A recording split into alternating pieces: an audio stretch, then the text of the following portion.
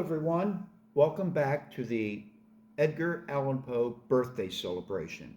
We're sitting in the beautiful Edgar Allan Poe room at the Enoch Pratt Free Library, one of the oldest public libraries in the country. But right now, I have a very special guest, Mr. David Gaylin. He is an independent Poe scholar, and this guy has done so much to get rid of these myths and legends about Poe, and he's coming out with a new book.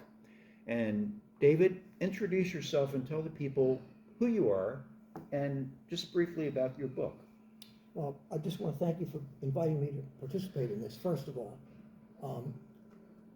We're talking about Poe's death during a birthday celebration, and I want to make a point here that as intrigued as we are and interested as we are with the circumstances of his death, how he lived is actually more important than how he died, or how he spent his life and what he actually wrote. I mean, we notice his death only because he was great while he was alive. Regarding the book on his death, it's an in-depth examination of his final days and the circumstances surrounding what happened to him. It's will be published by Lehigh University Press. I've been given an late April release date, but I would think probably a little later than that. I think we could probably get a book signing appointment at Westminster Hall, maybe even at the Poe grave. Wouldn't that be neat? That would be very appropriate, yes. Exactly. Well, we don't want to give away too much of the book, but I wrote down some questions that people might have as they're listening to us. And one story is that when Poe arrived in Baltimore from Richmond, he was supposed to take the train to Philadelphia, then to New York. But the story is that he got on the wrong train and the conductor sent him back to Baltimore. Can you touch upon that? Is that true? Did that really happen? It's plausible, but the story was sprang from a train conductor, one that was a publicity seeker. He worked for the B&O Railroad, and not for the PW&B, the Philadelphia, Wilmington, and Baltimore Railroad. And I also, in my research, I found that this fellow, George Rollins, was the fellow's name, he wasn't actually working as a train conductor during the year of 1849 at all. But had he been working, it would have been for the B&O and not for the PW&B, which is the line that went north from Baltimore up to Philadelphia.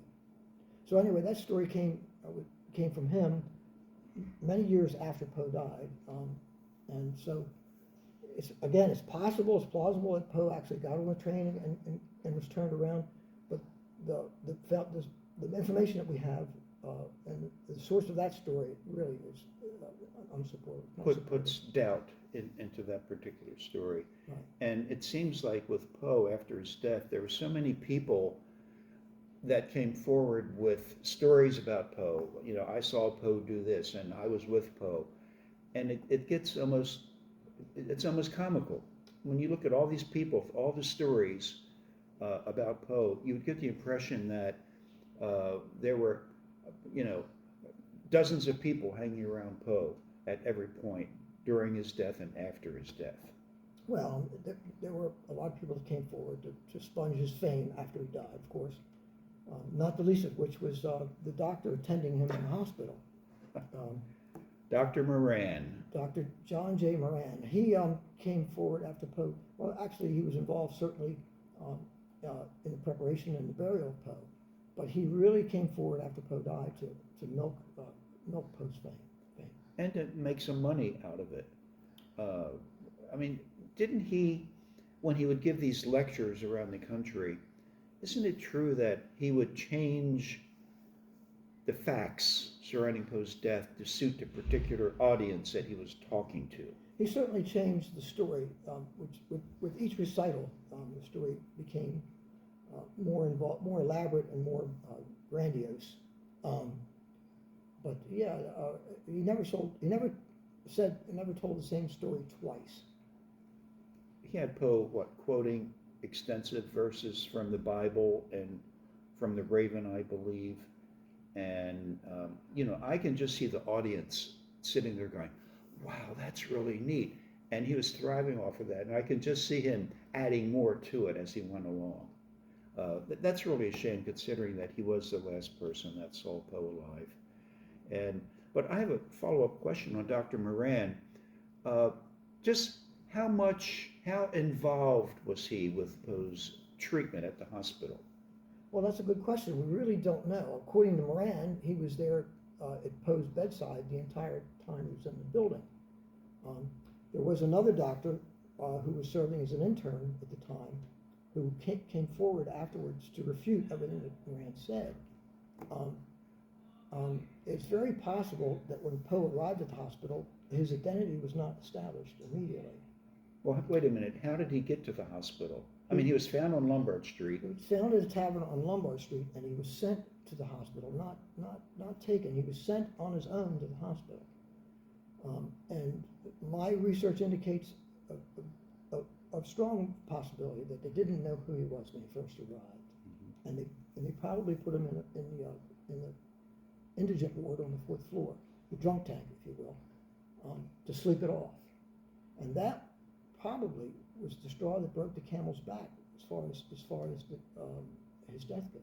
Well, had he gotten better care? I was going to say they just probably put him in the bed like they did with all the other quote unquote drunks and just let them sleep it off. And not monitor him at all. I mean, eventually they did learn who they had, because when Nelson Poe, his cousin, visited the hospital on Friday or Saturday, depending on which story of his you believe, at that point they had to realize who they had in the building. Of course, a day later he died. So. Yeah, it was a little bit too late for that. Very, very interesting and sad when you think about it. Now, the next question is, and this one really annoys me. There's a tavern in Fells Point, the Horseshoe came in on. And for a long time, they've been claiming that Poe had his last meal there before he went home. I don't know what home they were talking about. And that he was found outside the tavern. And that I've read some reviews, and some of the people claimed that one of the bartenders will actually point out the bench in which Poe sat on. How much did Poe actually go into that tavern? Do we have any information refuting all of these silly stories? Yes, during the course of my research, I discovered that there was actually no tavern there in 1849. Wait a minute, no tavern? There was no business operating as a tavern or a public house there in 1849. It was the Baltimore directory list shows that there was a confectionery there in 1849, which is a grocery store basically. And as late as 1860, it's still shown as a grocery store. So there was no tavern there on the day that Poe died, or any time during that year. I'm aghast at that information. As to where that story came from, I can only imagine it came from the proprietor or maybe a previous proprietor. And they just kept it going. And they just kept it going. But the story has absolutely no basis in fact. Well, maybe that's another theory about Poe's death. He ate some bad candy, or he had some bad food that he got from the grocery store. Hey, don't laugh. Poisoning is one of the theories of his death. Yeah. Well, that is amazing, and I hope. Well, see, here's the thing about you, David, is you've done the research. You just don't grab these things out of the air. You did the research. You checked what, census records or census records? In this case, it was business directories. Okay. And there was also Baltimore used a master directory for the street numbers. Okay. And when you cross-reference them, you could see what happened. So this information has been sitting there for decades, and all it took was for someone to do the simple research. Well, I'm not going to claim to be the first one to discover this, but I'm certainly one of the first to put it in print. That's all. Yeah. Well, that's amazing. Now, perhaps with your research, can you offer us your opinion on what kind of person Poe was? Was he this this dark, sinister, obsessed with death individual. No. I mean, if you read all the biographies, and I've read most of them, you get a feel for a person. You can feel, watch their behavior, and understand their motivations, what they did. And Poe was not this person that was obsessed with death and dark and gloomy things. He was miserable because of his poverty. He was after John Allen disowned him. He lived from hand to mouth, and he was very poor, and that tends to have an effect on your personality. And he was miserable often because of that, only because of that. But he was really he had a normal existence, I would think, for the 19th century. And I can see Poe getting upset with looking at other writers who were really awful, getting all this praise from critics. What is the term? Puffing, where you give excessive praise to someone in return for a favor, or maybe in return for a good review of your book, or for some money. And I can understand Poe, who was a genius, and I firmly believe he knew that he had the smarts. Seeing these other writers get all this praise and everything else, and here he is just being pushed aside or made fun of because his parents were in the acting profession, or the fact that he was from the South. And his criticisms, remember, he was called the Tomahawk Man because of his brutal, slashing reviews, that people didn't like him because he gave them a bad review. And so he had a lot of things working against him. But what really impresses me about Poe is that despite all of this poverty, despite all of this literary abuse, despite John Allen and how he treated Poe, and despite being ill, he still persevered. He says, I'm going to be a writer. Maybe not in those words, but he persevered and became the best that he could become. And we look back at all of these writers that were supposedly far superior to Poe. Where are they now? Gone. We don't hear about them. But here it is, 2024, and we are still reading Poe, still honoring him. Well, they misspoke, but they said he was miserable. He wasn't miserable all the time, just certain periods. I mean, there was a period when he lived in Philadelphia, when he actually had enjoyed some financial security or stability, and he bought his wife a piano, and they sang. He taught her music, but you're right. There was there was an envious factor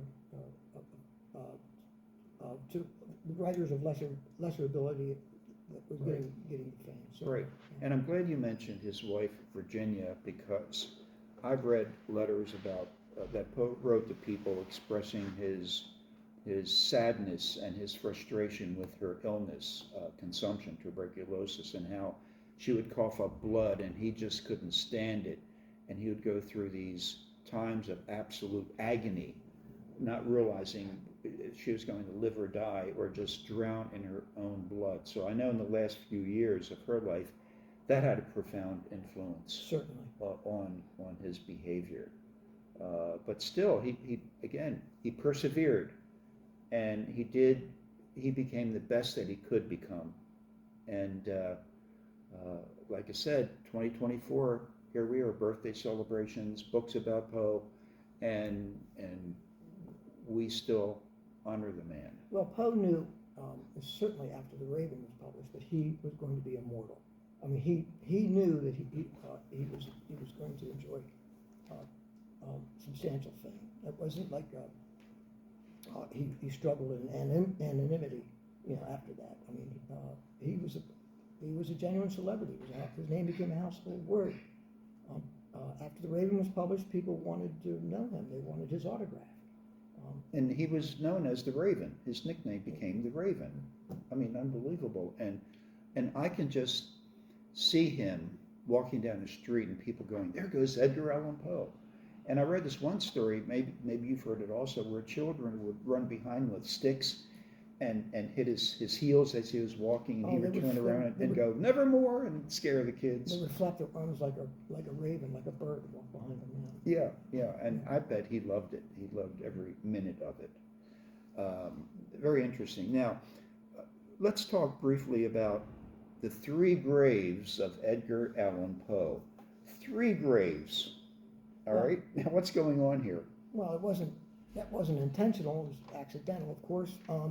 Poe was originally buried in the middle of the cemetery in 1849 between the Reverend Patrick Allison and his grandfather. It's a small niche. It's not very wide. And when the committee decided that they wanted to create a memorial for Edgar Allan Poe, they wanted to put it over top of his grave. Well, it's not clear if any of them actually visited the grave or knew exactly how narrow the site was. But anyway, they built this. They created this memorial, and then they realized that the location was too narrow. There wasn't enough space for it.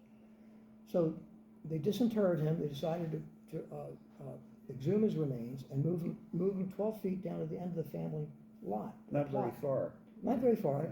but and that's what they did. And this is the beginning of October.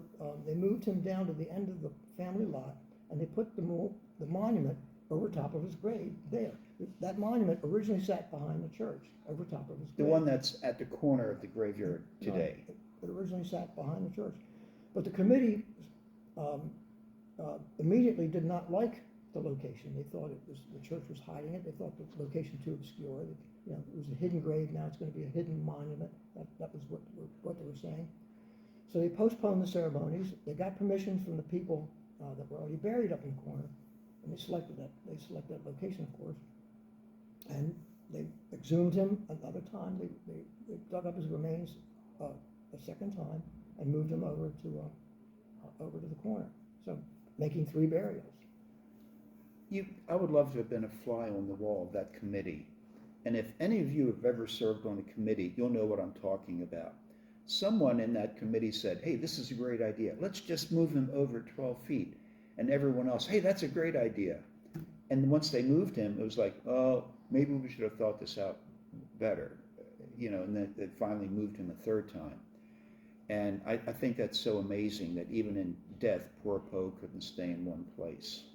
And well, I'm glad they got the right body, and I'm glad they moved him to where he is now, because even if the gates are locked, people can still look through and see the famous Edgar Allan Poe and his wife Virginia and his aunt Maria Clem. The three bodies are there. When they moved him the second time out to the corner, they also moved Mariah's remains to go along his. It was her wish to be buried alongside. Well, she was like a mother to him. Exactly. Yeah. And the fellow that was overseeing it, the fellow that was superintending the move, he remembered that, so he arranged for her remains to go up in the corner too. Well, I'm glad they did, and she actually died in the same building that Poe died in. I mean, how's that for a coincidence? That's correct. Well, she became aware of that. It wasn't her intention to go there for that purpose. Right. But after she was there, she became aware of the building and his connection with it, and she was proud of it. Yeah, I was going to say that must have had a profound impact. She loved him like a son, and he loved her like a mother. And to realize that this is where my Eddie passed away, and here I am. She must have felt really, as you said, proud and happy about that. So 3 graves of Edgar Allan Poe. Holy cow. Now, I think, and I wish we could talk more about your book, but I don't want to give too much away. I want people to read this book, and we will be giving out the date when we do have a date for the book signing at the Poe grave on this website, Edgar Allan Poe Evermore, or Facebook page rather, and we will be publicizing it. And I hope that a lot of people show up, because here's an opportunity where someone actually did the research, accurate research, countering a lot of these stupid stories about Poe, and it needs to be told. We need to get this information out there so we don't see articles like from the Smithsonian saying Poe died in the gutter, or, dope addicted, this and that and the other. we got to stop that. And I don't think we ever will, but I think what you're doing is just fantastic. And as far as I know, and I could be wrong, are there any current, or any books in the making from Poe scholars that are dealing with the same topic, or are you the only one at this point that's doing this kind of research? Well, I'm not really sure. Richard Copley has been working on a biography for several years, and he's been doing a lot of work and a lot of research. So I'm sure he's going to give Poe's final days. And he's with the University of Pennsylvania? I think he's with the University of Pennsylvania. Okay, all right. Well, that's he's another Poe scholar that I really admire. He has done a lot with Poe, and I hope that I'm looking forward to his book. Your book deals primarily with Baltimore. Well, primarily with the last 4 or 5 days of Poe's life. Which I think is important. And you made a very good point about we should be celebrating his life, not his death. Not that we celebrate his death, but there's a lot of discussion about it. But I think it needs to be said because there's just so much nonsense going around about his death and what happened to him. I think it really needs to be spoken to, which you're doing. So thank you for that. Now, before we end our particular segment here, people watching this have probably noticed this small coffin sitting on the table. And there's a story behind this. About 12, 13 years ago, I went to Petersburg, Virginia. And I'm a big Civil War buff, and as many of you know, if you know anything about the Civil War, there were fortifications around Richmond extending all the way to Petersburg, and that's where Poe spent his honeymoon, at the Hiram Haynes Coffee House.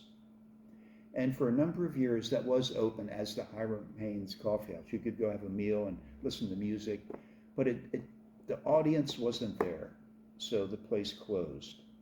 So I went there by chance, and the owner was there, and I introduced myself, and we were talking. He took me up to the second floor to the honeymoon suite, and I'm walking on the floors that Virginia and Edgar walked on, and not only that, but I was walking on the exact floorboards where the Confederate soldiers, the Union soldiers bled and died. It was a hospital, and I'm looking at the walls. He says, those are the original walls and the original paint. And I was just so like in awe. I really couldn't say anything except here I am standing, and you know, the bedroom and the dining room, and I was looking at the walls, and there were a few pieces of plaster coming off, and I hesitated for a moment, but I thought all he can say is no, and I said, do you mind if I take some of this plaster with me? And he knew who I was, the curator of the Poe House, and he said, sure, help yourself, but I didn't have a bag with me. I could only take what I could put in my pocket. And I want to show you in the audience, this is a piece of plaster from Poe's honeymoon suite from the bedroom. It's hard to see, but you can see the horsehair sticking out and the original color and the plaster. And I would love to present this to you for all that you've done in clearing Poe's reputation and his name. And this is all the more important because that building is now a hair salon, and Poe's honeymoon suite has been turned into apartments. And I was there this past summer, and I was just so sickened. I know they couldn't keep it the way it was, but all the plaster was removed, thrown away. The original floorboards all gone, and I would like to present this to you in gratitude for all that you've done and continue will do to do for Poe.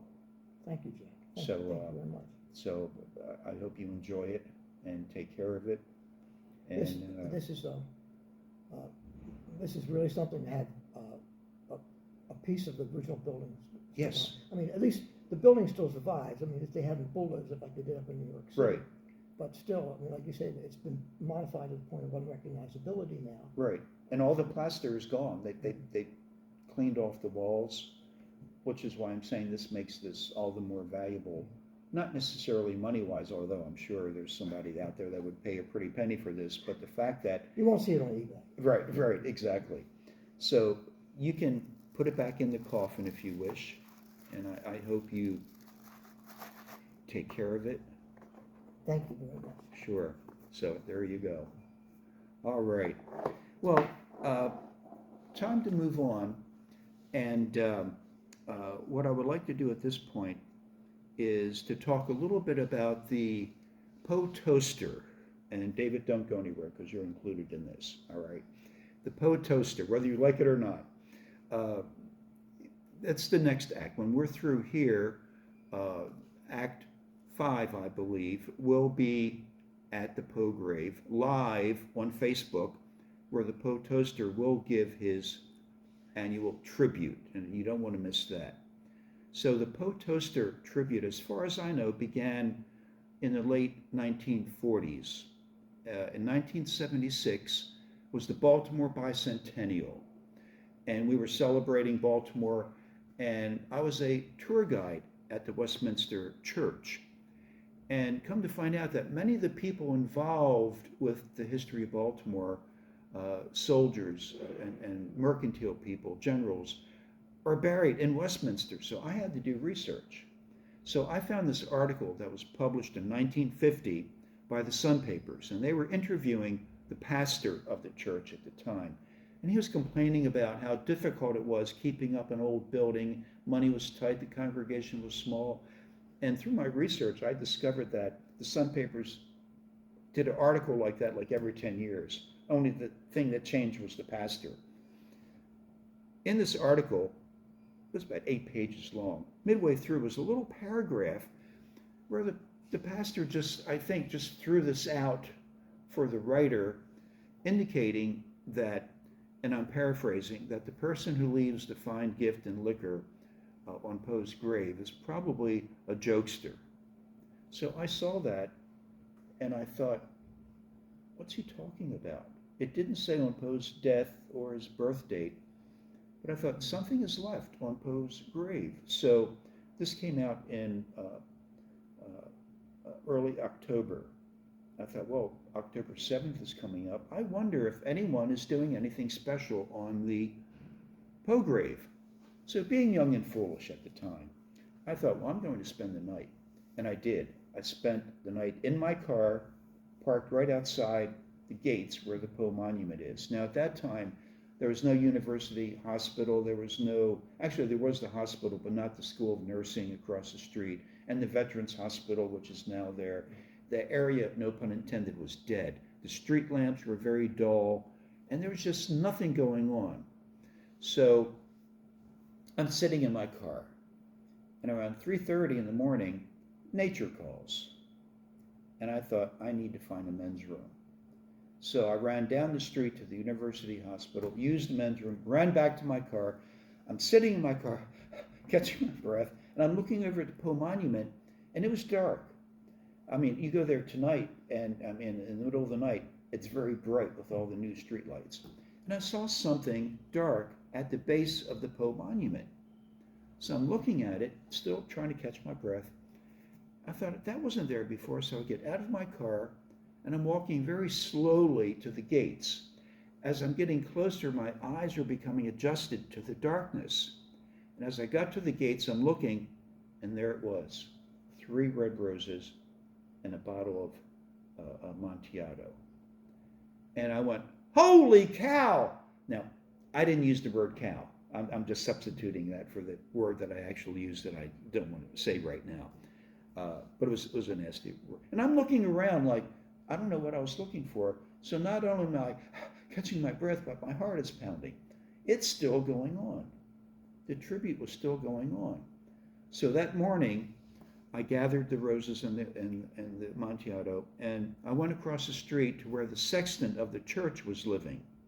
And I knocked on the door, and he answered. He says, yeah, Jeff. And he saw me holding the bottle and the roses, and he said, oh, you found it. I said, George, what do you mean? He says, oh, I find that every year. I said, well, what do you do with it? He says, I drink it. It's good stuff. And he went to reach for mine. I went, no, this is mine. So he was finding it years before I decided to look for it. And he was drinking it. It was good stuff. So after that, I decided that next year I'm going to see him. But what was happening was a lot of people were saying, Jeff, great story, but kind of suspicious. You're the only one there. You have to leave. Suddenly you come back and shazam, there it is. So I started inviting people to stay with me to be witnesses because people thought I was doing it.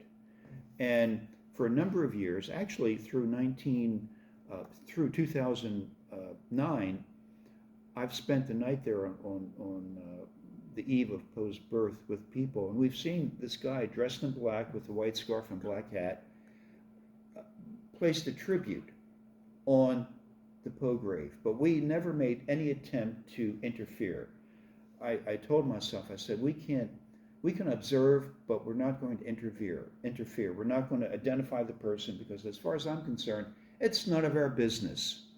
So 2009, the bicentennial of Poe's birth. There was a no-show. We had maybe 150 people outside the gates because it got publicity. More and more people were showing up. So I thought, well, gee, we don't know where this guy's coming from. Maybe his car broke down. Maybe the battery's dead. It was freezing or snowing wherever he was. Didn't show up. So we waited, came back, of course, 2010, no show. 2011, by this time, publicity was all out, that it was over with, and I was telling people that he's not showing up anymore. It's really over with. And there were people saying, well, who are you to tell us, blah, blah, blah, So we had a number of people, fake Poe Toasters, show up. We had one guy show up in a limousine. We had one guy dressed as Jesus, and we had a woman dressed as a guy doing this. And one guy actually tried to climb over the fence, and his pants leg got stuck on the spike of the fence, and he was hanging down. And I thought, this is ridiculous. So, and along comes the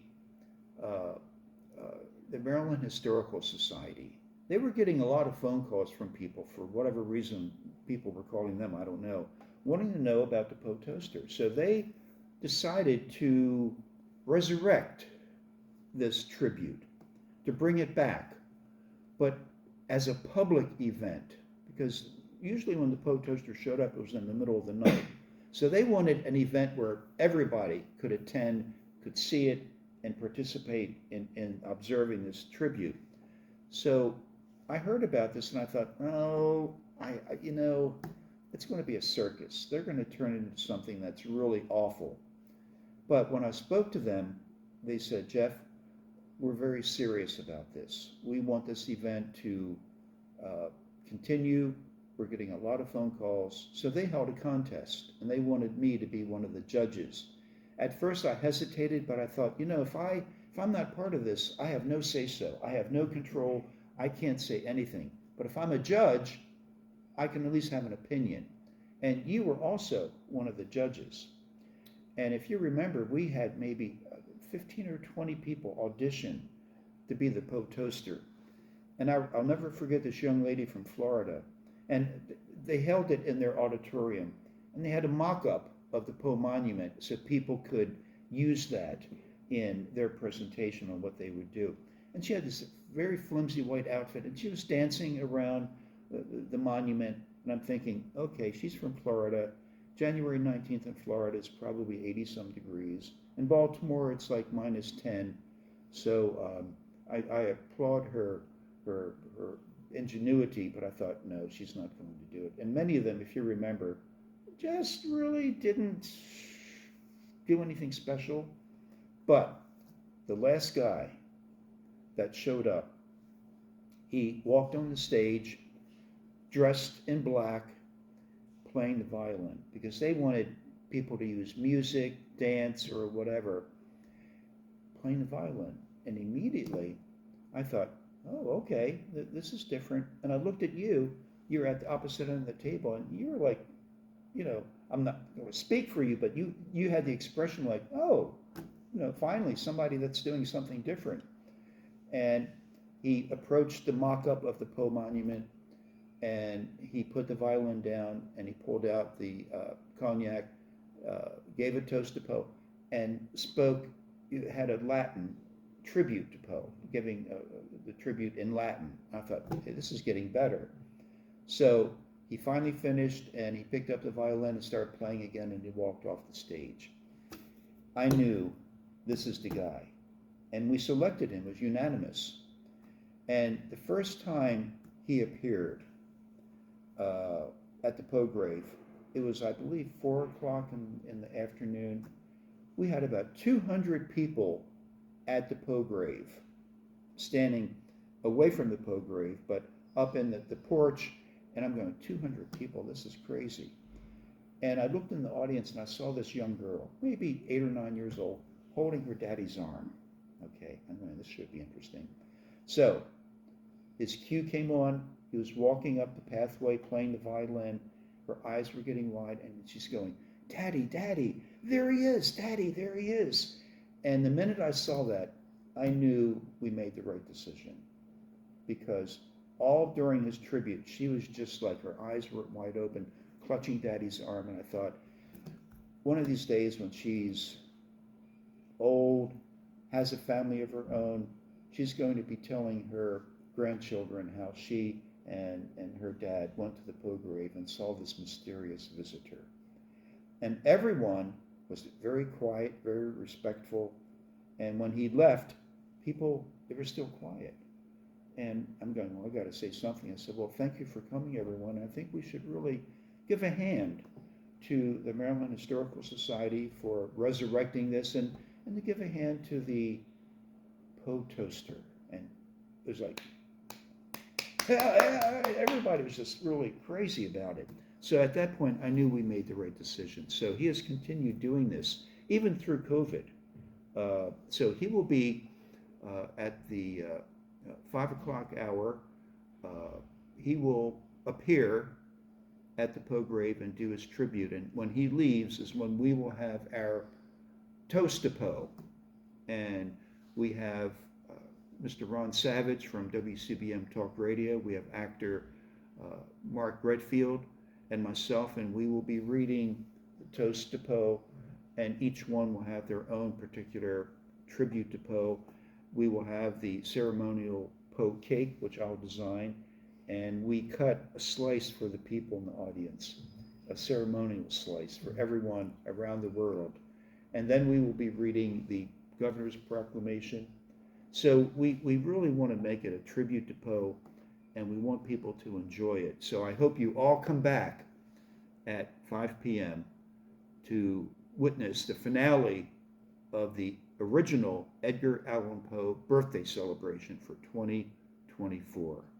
And David, I want to thank you, my man. You are a scholar and a gentleman, and I really appreciate all that you're doing with Poe. And I have a feeling we're probably going to have you back again. And maybe we can do a live broadcast from the book signing.